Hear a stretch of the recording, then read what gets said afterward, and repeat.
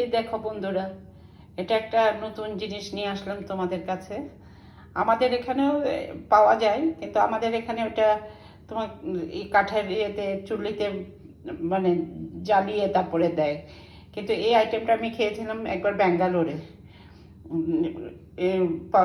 ভুট্টাটা সিদ্ধ করে তারপরে ওটার উপরে লঙ্কার গুঁড়ো আর গোলমরিচের গুঁড়ো আর একটু বিট নুন দিয়ে এভাবে মেখে দেয়।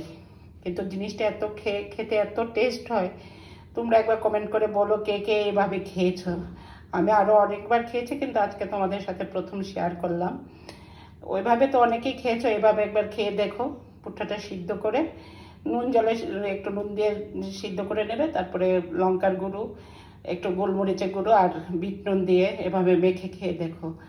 আর তার সাথে আজকে রাতে বানিয়েছি সয়াবিন আলু পটল দিয়ে একটু গা মাখা করে করেছি, আর রুটি বানিয়েছি। অনেক দিন পর রুটি বানালাম। আসলে রুটি বানাতে আমার খুব টায়ার্ড লাগে, সেহেতু কিন্তু আজকে তারপরে অনেক কষ্ট করে বানালাম। রুটি খেতে ইচ্ছে করছে। তোমরা দেখে বলো কেমন হয়েছে। Good night.